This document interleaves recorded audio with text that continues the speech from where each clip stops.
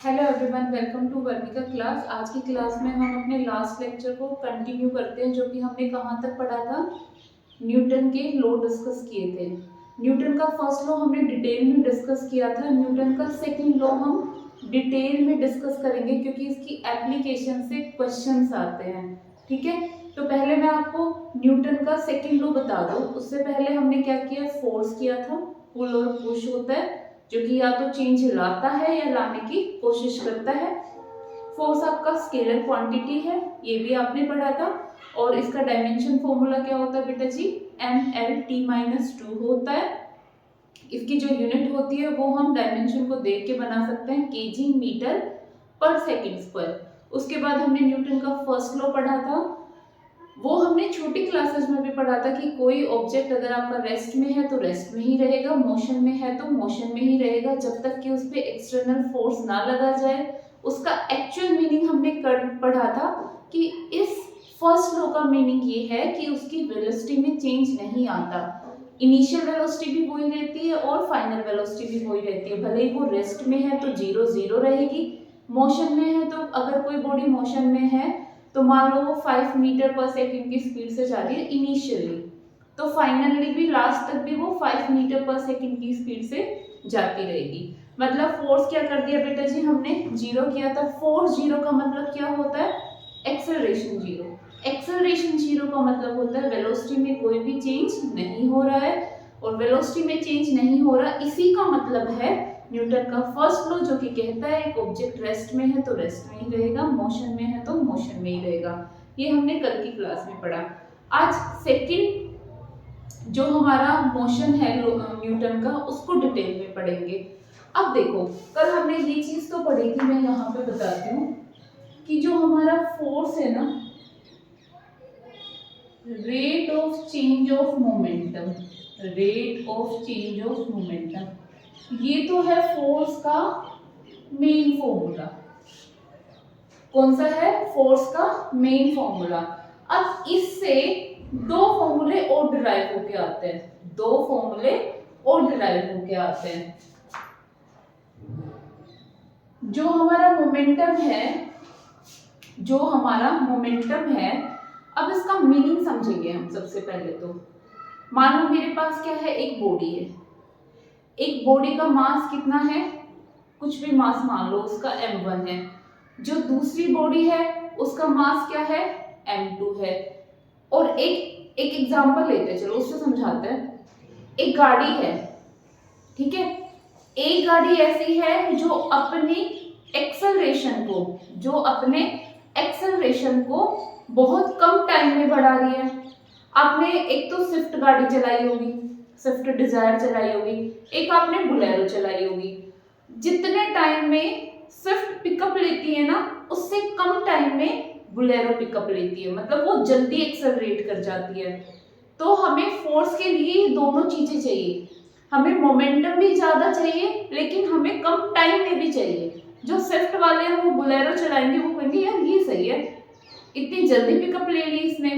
तो वो क्या होता है, यही होता है फोर्स के लिए। मोमेंटम भी ज्यादा होना चाहिए, लेकिन टाइम भी क्या होना चाहिए, कम होना चाहिए। ऐसा नहीं है कि टाइम बहुत ज्यादा होना चाहिए, ठीक है। वो आप ट्राई करोगे तब आपको समझ आएगा। अगर उस एग्जांपल से समझ ना आया हो तो आप ये देखो कि जो फोर्स का ये मेन फॉर्मूला होता है, रेट ऑफ चेंज किसमें, मोमेंटम में। तो इस ये तो है मेन फॉर्मूला, दो फॉर्मूले और आते हैं। एक में तो क्योंकि मोमेंटम का फॉर्मूला क्या होता है, मोमेंटम किसके इक्वल होता है, मास इनटू वेलोसिटी, ये हमने कल पढ़ा था। ये मेन फॉर्मूला है। इससे दो फॉर्मूले और बनेंगे। एक में तो अगर मैं मास को कांस्टेंट रख दूं और एक में मैं वेलोसिटी को कांस्टेंट रख दूं। अगर मैं वेलोसिटी को कांस्टेंट रखती हूं तो जो मेरा फॉर्मूला बनेगा वो क्या बनेगा, v dm/dt, ये बनेगा फोर्स का फॉर्मूला। और अगर मैं मास को कांस्टेंट रख देती हूं तो मेरा क्या बनेगा, m dv/dt। और m dv/dt क्या होता है आपका, मास इनटू एक्सेलरेशन। तो मेन फॉर्मूला तो ये है, rate of change of linear momentum. इससे दो फॉर्मूले और डिराइव होते हैं। पहला क्या हो गया आपका, क्योंकि मोमेंटम हमारा क्या होता है, मास इनटू वेलोसिटी होता है ना, तो एक बार तो मास को कांस्टेंट रख दो, मास को कांस्टेंट रख दो मतलब मास को फिक्स कर दो। दूसरा वेलोसिटी को कांस्टेंट रख दो, वेलोसिटी को कांस्टेंट रख दो मतलब वेलोसिटी को क्या कर दो आप, फिक्स कर दो। तो ये आपके दो फॉर्मूले और डिराइव हो जाएंगे। एक फोर्स का फॉर्मूला हो जाएगा v dm/dt, मतलब मास का टाइम के साथ चेंज हो रहा है, इसमें वेलोसिटी का टाइम के साथ चेंज हो रहा है, और वेलोसिटी का टाइम के साथ चेंज होना क्या कहलाता है बेटा जी, एक्सेलरेशन कहलाता है। क्या कहलाता है, एक्सेलरेशन कहलाता है। अब जो इसकी एप्लीकेशंस हैं, जितनी भी हमने एप्लीकेशन लिखी है उन सब का ही आंसर क्या है, ये है। उसका रियल मीनिंग क्या है वो हम समझेंगे।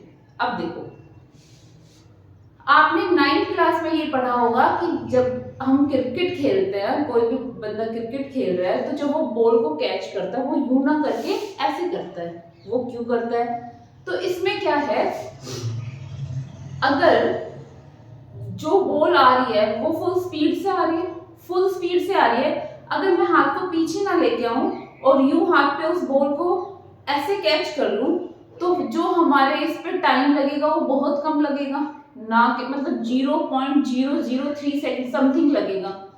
इतना कम टाइम लगेगा, टाइम कम लगेगा, तो फोर्स क्या हो जाएगी, ज्यादा हो जाएगी। और जब मेरे हाथ पे इतनी ज्यादा फोर्स लगेगी तो मेरे हाथ इतने वो नहीं है कि इतनी ज्यादा उसको फोर्स को बियर कर सके, तो मेरे हाथ में एक दो फ्रैक्चर तो आपको मिल ही जाएंगे, या कुछ भी कुछ भी, लेकिन हमारे हैंड में क्या हो जाती है, इंजरी हो जाती है। ठीक है, फिर से सुनो, जब क्रिकेटर बॉल को पकड़ता है तो वो हाथ पीछे इसलिए लेके जाता है कि रोक तो उसने ली, लेकिन रोकने में वो थोड़ा टाइम कंज्यूम कर रहा है, यहां से यहां तक आएगा तो थोड़ा टाइम लगेगा, मतलब उसने टाइम इंटरवल को क्या कर दिया बेटा, बढ़ा दिया। और जो सेकंड लॉ है उसके फॉर्मूले के अकॉर्डिंग टाइम को अगर मैंने बढ़ा दिया, टाइम को अगर मैंने बढ़ा दिया तो फोर्स क्या हो जाएगा, फिर कम लगेगा। फोर्स कम लगेगा तो मेरे हाथ पे इंजरी नहीं आएगी, मेरे हाथ पे चोट नहीं लगेगी। इस वजह से जो एक क्रिकेटर होता है वो हमेशा बॉल को कैसे पकड़ता है, यूं पकड़ता है। उसका रीजन समझ आया। अब कहते हैं कि आपने कभी भी सॉरी, आपके घर में कोई डेलिकेट कोई भी ऐसा सामान आता है जो सॉफ्ट होता है, तो वो जो कांच के ग्लास आते हैं उसमें क्या होता है, न्यूज़पेपर रैप होके आता है, या फिर बबल उसमें पैक होके आता है, एक पन्नी आती है ना जिसमें बबल्स होते हैं उसमें आता है, या फिर थर्माकोल में पैक होके आता है, एसी वगैरह आते हैं वो थर्माकोल में पैक होके आते हैं। उनका रीजन क्या है, उनका रीजन भी यही है कि जब एक यहाँ पे ग्लास है, यहाँ दूसरा ग्लास है, उसके बीच में ऐसे पैकिंग हो रही है, चाहे बबल पैकिंग हो, चाहे न्यूज़पेपर हो, चाहे थर्माकोल हो, तो अगर उन दोनों पे फोर्स लगेगा, वो दोनों आपस में टकराएंगे। अगर हमने बीच में क्या लगा दिया, कुछ भले हम बबल लगाए, न्यूज़पेपर लगाए या थर्माकोल लगाए, अगर हमने दो ग्लास के बीच में कुछ बैरियर लगा दिया तो उनको टकराने में क्या लगेगा, थोड़ा टाइम ज्यादा लगेगा। न्यूज़पेपर नहीं होंगे तो तभी की तभी टकराएंगे, टकराएंगे तो क्या होगा, टाइम कम होगा, टाइम कम होगा तो फोर्स ज्यादा होगा, फोर्स ज्यादा होगा तो टूट जाएंगे। लेकिन अगर बीच में हमने कुछ ऐसा लगा दिया तो टकराने में टाइम क्या लगेगा, ज्यादा लगेगा, और टाइम ज्यादा लगेगा तो फोर्स कम लगेगा, और फोर्स कम लगेगा तो जो भी हमारा सामान पैकिंग में आया है वो कम फोर्स लगने की वजह से टूटेगा नहीं, हमारे सामान का नुकसान नहीं होगा। क्लियर है? ये हमारा पहला है, चाइना रैप आर रैप और पेपर बिफोर पैकिंग, पैकिंग करने से पहले वो रैप करते हैं। ठीक है, अब ये है कि अगर एक पर्सन है वो किसी फ्लोर से गिर जाए, अब इसमें अलग अलग चीजें होती है, एक तो वो पक्के सड़क पे गिर जाए, एक वो गीली मिट्टी में गिर जाए, एक वो ऐसा एक वो नहीं आता फ्लोर सा जिसमें जंपिंग होती रहती है, अगर वो ऊपर से कोई जंप कर रहे तो तीनों में सबसे ज्यादा और गहरी चोट किस पे लगती है, पक्के फ्लोर पे लगती है। क्यों लगती है, क्योंकि जैसे हम ऊपर से गिरेंगे जो वेलोसिटी आ रही है वो मिली से मिली सेकंड में क्या हो जाती है, रुक जाती है, और बहुत कम टाइम लेती है, मिली मतलब छोटा टाइम, छोटे टाइम में रुक जाएगी, कम टाइम लेगी तो फोर्स ज्यादा लगेगा, फोर्स ज्यादा लगेगा तो इंजरी भी ज्यादा ही होती है, ठीक है। लेकिन वहीं पे गीली मिट्टी है या और भी कच्चा रेत है तो उसमें जैसे मान लो यहाँ पे रेत है, कोई बंदा आया यहाँ पे टकराया तो वो अंदर रेत में धंसता चला जाता है, कुछ तो अंदर जाएगा ना, अंदर जाएगा तो टाइम इंटरवल क्या हो गया, बढ़ गया, टाइम इंटरवल बढ़ गया तो फोर्स क्या हो जाएगा, कम हो जाएगा। तो कच्चे फर्श के कंपैरिजन में जो वो रेत है आपका, उसमें इंजरी क्या होगी, कम होगी। ये आपकी सेकंड एप्लीकेशन कहती है। अब यही आपका फोर्थ है। आपने ट्रेन देखी है, ट्रेन के अंदर जो बोगी होती है उसको किससे एक वो लगा होता है ना, मतलब उसमें रबड़ का पूरा सा वो लगा हुआ होता है दो बोगी के बीच में। आगे से अगर इंजन ने ब्रेक मारा तो ऐसा नहीं है, वो इसीलिए लगाया जाता है कि आगे मान लो इंजन ने क्या किया, ब्रेक लगाया तो दोनों ट्रेन के बीच में टकराने का टाइम इंटरवल बोगी की वजह से वो धीरे धीरे टकराते हैं और धीरे धीरे ही ऐसे आते हैं। अगर वो एकदम से टकराएंगे तो ट्रेन के अंदर इतने सारे पैसेंजर बैठे होते हैं, सबको इंजरी होने का डर रहता है। लेकिन अगर धीरे धीरे टकराएगा, सॉरी आगे से ब्रेक लगाया तो धीरे धीरे बोगी ऐसे स्पंज हो जाएगी, धीरे धीरे वो खुलती है, तो जो पैसेंजर होते हैं उनको आपस में इंजरी होने का, या मतलब आपस में तो क्या, ट्रेन में बैठे हुए पैसेंजर को इंजरी होने का खतरा नहीं होता। तो आपकी जो न्यूटन सेकंड लॉ की एप्लीकेशन है, यहाँ से क्वेश्चन आता है, ये इसका मेन फॉर्मूला है बच्चा, सबका लॉजिक सेम है। अगर आपको ये समझ आया होगा तो आप इजीली इसका आंसर दे पाओगे, ठीक है। तो ये हमारा न्यूटन का सेकंड लॉ था, ठीक है। अब हम क्या करेंगे, न्यूटन का थर्ड लॉ करेंगे। न्यूटन का थर्ड लॉ वैसे हमने कल भी देखा था, मैं न्यूटन का थर्ड लॉ इसलिए करा रही हूँ क्योंकि मुझे उसकी एप्लीकेशन भी डिस्कस करनी है। और जो न्यूटन का थर्ड लॉ है, same conservation law of momentum, conservation law of momentum की एप्लीकेशन और न्यूटन थर्ड लॉ की एप्लीकेशन दोनों ही क्या है आपकी, सेम है। जो कंजर्वेशन ऑफ लीनियर मोमेंटम है ना, उसकी एप्लीकेशन न्यूटन की थर्ड लॉ को ही डिफाइन करती है।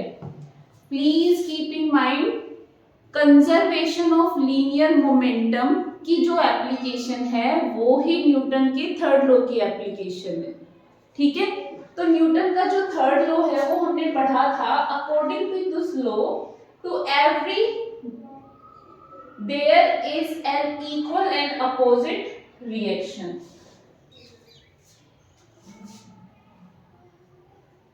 To every action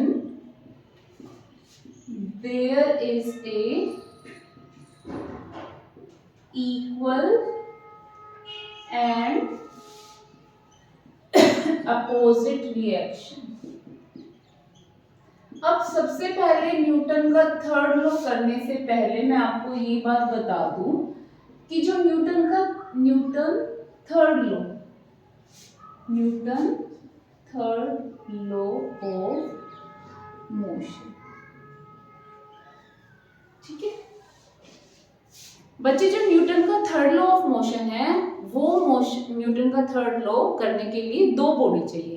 एक बॉडी में कभी भी न्यूटन का थर्ड लॉ एप्लीकेबल नहीं है, दो बॉडी चाहिएगी। मतलब मान लो ये दो बॉडी है, इसका मास m1, इसका मास m2, ये इस पे फोर्स लगाएगा सॉरी, ये ऑब्जेक्ट इस पे फोर्स लगाएगा तो ये वाला ऑब्जेक्ट इस पे फोर्स लगाएगा, ये एक्शन करेगा, ये वापस रिएक्शन करता है, ठीक है। जब हम चलते हैं ग्राउंड पे, तो हम ग्राउंड पे क्या करते हैं, एक्शन करते हैं। हम ग्राउंड पे क्या करते हैं बच्चा, एक्शन करते हैं। फिर ग्राउंड हम पे क्या करते हैं, रिएक्शन करता है। हम एक्शन पीछे की साइड करते हैं और ग्राउंड कैसे एक्शन करता है, हमें आगे की साइड पुश कर पाता है, इसी वजह से हम चल पाते हैं, ठीक है। एक बॉल को आप बॉल पे फेंकोगे, Newton third law of motion. वैसे हम इसके न्यूमेरिकल भी करेंगे। इसकी जो एप्लीकेशन है,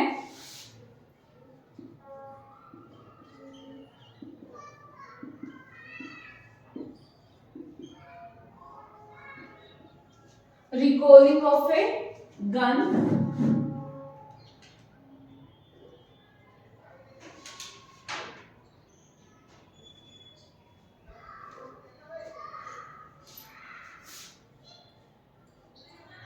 इसके लिए आप चलो इसको तो अभी है, ये आपको समझ आ गया ना, न्यूटन के थर्ड लॉ के लिए आपको क्या चाहिए होगा, दो बॉडी की जरूरत पड़ेगी, ठीक है। अब इससे आगे मैं एक टॉपिक कराना चाह रही हूँ आपको। अब एक क्वेश्चन आता है कि हम ग्राउंड पे चल पाते हैं, हम हवा में नहीं चल पाते, हम स्पेस में नहीं चल पाते, हम कीचड़ में नहीं चल पाते, हम गोबर पे नहीं चल पाते। वो क्यों नहीं चल पाते? क्योंकि हमें चलने के लिए जो हम एक्शन करते हैं ना, उतना ही हमें रिएक्शन चाहिए। अब जितना फोर्स हम ग्राउंड पे लगा सकते हैं, उतना फोर्स हम गीली मिट्टी, पानी, हवा या गोबर इन पे लगा सकते हैं? नहीं लगा सकते, क्योंकि जैसे हमने पैर रखा तो वो क्या होती है, सॉफ्ट होती है ग्राउंड के कंपैरिजन में, तो उतना फोर्स लगेगा ही नहीं, हमारा पैर तो नीचे चला जाएगा। और जब हम एक्शन ही नहीं कर पाएंगे तो रिएक्शन कैसे होगा? रिएक्शन भी नहीं हो पाता, है ना। तो यही रीजन होता है कि हम ग्राउंड पे इसलिए चल पाते हैं क्योंकि जितना हम एक्शन करते हैं ग्राउंड हम पे उतना ही इक्वल रिएक्शन भी करता है। तो ये न्यूटन का थर्ड लॉ ऑफ मोशन है। अब जैसे जो हमारे प्लेन है वो इसी थर्ड लॉ ऑफ मोशन की एप्लीकेशन की वजह से ही प्लेन क्या होते हैं, प्लेन क्या करते हैं, हवा में उड़ते हैं। दूसरा जो आपके पक्षी होते हैं वो भी थर्ड लॉ ऑफ मोशन की वजह से ही उड़ते हैं, क्योंकि उनका शरीर छोटा होता है लेकिन पंख क्या होते हैं उनके बड़े होते हैं। पंख बड़े होते हैं तो वो ज्यादा एक्शन कर पाते हैं और उतनी ही ज्यादा उनको हवा क्या करती है, रिएक्शन देती है, ठीक है। ये Newton third law of motion है आपका। अब आपका क्या आता है, conservation of momentum. Next topic का नाम क्या है, कंजर्वेशन ऑफ लीनियर मोमेंटम।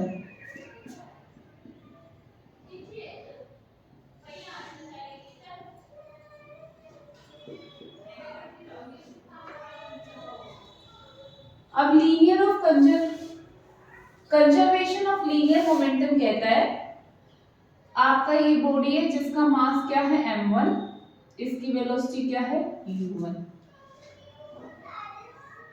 ये क्या है m2, इसकी वेलोसिटी क्या है u2। जब हम इस पे, ये बॉडी इस पे फोर्स लगाएगी, ये बॉडी इस पे फोर्स लगाएगी, जब हम इस पे क्या अप्लाई कर देंगे, Newton third law of motion.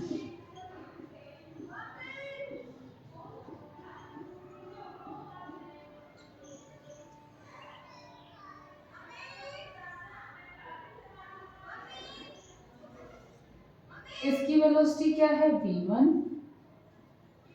इसकी वेलोसिटी क्या है v2। अब ये जब अभी जस्ट क्या हुआ है, ये एक दूसरे पे फोर्स लगा है, तो इसकी u1 है, इसकी u2।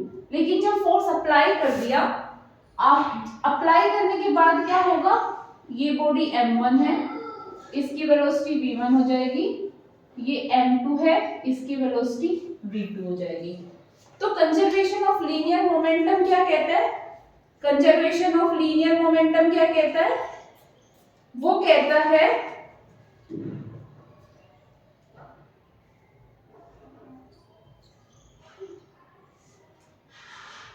Conservation of linear momentum क्या कहता है बच्चा, वो कहता है कि हमारे पास दो बॉडी है, Newton third law of motion के अप्लाई होने से पहले का मोमेंटम और जब न्यूटन का थर्ड लॉ अप्लाई कर देते हैं उसके बाद का मोशन, सॉरी उसके बाद का लीनियर मोमेंटम, दोनों ही क्या होते हैं, इक्वल होते हैं। दोनों क्या होते हैं बच्चा, इक्वल होते हैं। बेटा नहीं, शरारत नहीं करना। इसका मतलब क्या है, जो लीनियर मोमेंटम होता है वो क्या होता है, इसका linear momentum m1 u1 plus m2 u2। ये है तुम्हारा न्यूटन का थर्ड लॉ अप्लाई करने से अप्लाई करने से पहले का लीनियर मोमेंटम, और बाद का क्या हो गया, जब ये आपस में टकरा गए तो इसने इस पे फोर्स लगाया और इसने इस पे फोर्स लगाया, इस डायरेक्शन में इस डायरेक्शन में। जब फोर्स लगा दिया उसके बाद क्या हो गया आपका, इसका फाइनल मोमेंटम क्या हो गया, m1v1 प्लस m2v2। न्यूटन के थर्ड लॉ अप्लाई करने से पहले का लीनियर मोमेंटम और अप्लाई करने से बाद का लीनियर मोमेंटम क्या रहेगा आपका, इक्वल रहेगा। क्या रहेगा आपका, इक्वल रहेगा। यही क्या कहता है आपका, कंजर्वेशन ऑफ लीनियर मोमेंटम। ठीक है, अब जैसे यहाँ पे हमने क्या किया, न्यूटन थर्ड लॉ अप्लाई किया, तो इन दोनों में से कौन सा स्पीड, किसकी स्पीड अप होगी, इस वाले ऑब्जेक्ट की। क्यों होगी, किसी भी बच्चे ने जिसने काइनेमेटिक्स के लेक्चर देखे हैं उसमें हमने किया था, जब हमारा फोर्स और वेलोसिटी दोनों सेम डायरेक्शन में होगा तो स्पीड क्या हो जाएगी, अप हो जाएगी। लेकिन हमारा फोर्स और वेलोसिटी दोनों अपोजिट डायरेक्शन में होगी तो हमारा स्पीड क्या हो जाएगी, डाउन हो जाएगी। स्पीड क्या हो जाएगी बेटा जी, डाउन हो जाएगी। यही रीजन है कि इसकी स्पीड ज्यादा होती है टकराने के बाद और इसकी स्पीड क्या होती है, कम होती है। ठीक है, ये हमारा क्या है, कंजर्वेशन ऑफ लीनियर मोमेंटम। जो इसकी एप्लीकेशंस है आपने देखा भी होगा, कभी भी जब हम गन चलाते हैं तो जब शोल्डर पे रखते हैं तो हमें शोल्डर को बिल्कुल टाइट करना पड़ता है, क्योंकि जैसे ही गन चलती है पीछे से एक फोर्स लगता है। अगर हम अपने शोल्डर को टाइट नहीं रखते तो वो झटका इतनी जोर से लगता है कि हमारे हैंड में क्या होने का डर रहता है, इंजरी होने का डर रहता है, हाथ पे चोट आने का डर रहता है। ठीक है बेटा जी। दूसरा, हमें अपने शोल्डर को क्या रखना पड़ता है, टाइट रखना पड़ता है। ये चीज भी हमारे किस में आती है, ये न्यूटन के थर्ड लॉ की भी एप्लीकेशंस है। जो कंजर्वेशन ऑफ लीनियर मोमेंटम की एप्लीकेशन है वो न्यूटन के थर्ड लॉ की भी एप्लीकेशन है। ठीक है, तो आपको ये माइंड में रखना है। अब आपने ये भी देखा होगा कि जब हम क्या करते हैं, कभी भी बोट पे जाते हैं, बोट चलाते हैं, ठीक है, तो जब हम बोट से वापस आते हैं, किनारे पे आते हैं, तो बोट पे हम क्या लगाते हैं, एक धक्का लगाते हैं, तो बोट पीछे की साइड जाएगी, लेकिन बोट हम पे कैसे धक्का लगाएगी, आगे की साइड पुश करेगी। ये भी किस में आता है, इसकी एप्लीकेशन में आता है। किसकी एप्लीकेशन में, कंजर्वेशन ऑफ लीनियर मोमेंटम और न्यूटन के थर्ड लॉ की एप्लीकेशन।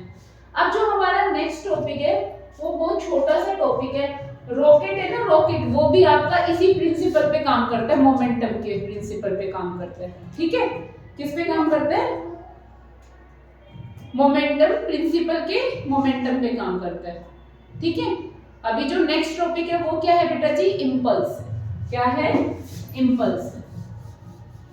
इम्पल्स को अगर मैं बिल्कुल सिंपल लैंग्वेज में आपको समझाऊं तो अगर आपने क्रिकेट का मैच देखा है, एक बॉलर द बॉल फेंकता है तो कितने टाइम के लिए, कितने मिली सेकेंड के लिए बॉल किससे टकराती है, बॉल किससे टकराती है बेटा, बैट से टकराती है। तो वो जितना फोर्स लगता है ना, कितने टाइम के लिए, उसी को क्या कहते हैं, इम्पल्स कहते हैं। उसी को क्या कहते हैं, इम्पल्स कहते हैं। डेफिनेशन देखो, an impulse is a large force acting on a body for a short time, for a short time. तो अगर मैं इसको सिंपल लैंग्वेज में समझाऊं तो फोर्स क्या होता है बेटा, ये होता है, मतलब डेल्टा पी क्या आ जाएगा, फोर्स इनटू टाइम। लेकिन ये टाइम क्या होना चाहिए आपका, शॉर्ट इंटरवल के लिए होना चाहिए, शॉर्ट इंटरवल के लिए होना चाहिए। और यही क्या होता है, चेंज इन मोमेंटम ही क्या होता है बेटा जी, आपका इम्पल्स होता है। क्या होता है, अब इसकी जो यूनिट होती है न्यूटन सेकंड भी हो जाएगी, न्यूटन सेकंड भी इसकी यूनिट होती है। और फोर्स की यूनिट क्या होती है आपकी, केजी मीटर। यहाँ पे ये सेकंड एक और है ना, तो ये क्या हो जाएगा, क्योंकि फोर्स की ये होती है बेस सेम है, पावर क्या हो जाएगी, ऐड हो जाएगी। तो आपके ये वाली यूनिट भी हो जाएगी केजी मीटर पर सेकंड। क्या चाहिए बेटा? केजी मीटर पर सेकंड। ठीक है, ये आपका क्या है? इम्पल्स है। नेक्स्ट क्या है आपका? फ्रिक्शनल फोर्स है। मैं फिर से बताऊंगी, हमने आज के लेक्चर में न्यूटन सिर्फ सेकंड लॉ पढ़ा, न्यूटन के सेकंड लॉ की वो पढ़ी है, हमने एप्लीकेशन पढ़ी है क्योंकि वहां से क्वेश्चन आता है। न्यूटन के थर्ड लॉ का मोशन किया है, कंजर्वेशन ऑफ लीनियर मोमेंटम किया है। उसमें मेन बात ये बताई है, जो application conservation of linear momentum की है वही एप्लीकेशन न्यूटन के थर्ड लॉ ऑफ मोशन की है। तो ये आपको माइंड में रखना है। और न्यूटन के सेकेंड लॉ की एप्लीकेशंस के जो लॉजिक मैंने बताया है उसका एक ही लॉजिक है। सबका आंसर क्या आ रहा है आपका? ये आ रहा है, ये आ रहा है कि टाइम जितना ज्यादा लगेगा फोर्स उतनी कम लगेगी। फोर्स कम लगेगी तो इंजरी क्या होगी? कम होगी। इंजरी कम होगी तो क्या होगा? तो हमारे फायदे की काम है कि हमें इंजरी नहीं हो रही तो हम ठीक ठाक है ना? क्रिकेटर, हमारा सामान नहीं टूट रहा, हम सेफ है, पैसेंजर सेफ है, हमारा हाथ सेफ है। सारा किस पे काम कर रहा है आपका? न्यूटन के सेकंड लॉ ऑफ मोशन का। ये मेन फॉर्मूला है। बाकी दो फॉर्मूले किससे डिराइव होते हैं? एक में जब हम मास कांस्टेंट रखें, दूसरे में जब हम वेलोसिटी कांस्टेंट रखें। अगर आपको कोई भी चीज समझ नहीं आ रही तो प्लीज आप कमेंट सेक्शन में जरूर मेंशन कीजिएगा कि मैम हमें ये चीज समझ नहीं आई, आप दोबारा समझा दो। दूसरा, आपको अपने दोस्तों के पास भी शेयर करना है जो एनडीए का प्रिपरेशन कर रहे हैं, ठीक है? और चैनल को लाइक और सब्सक्राइब करना ना भूलें। Thank you so much.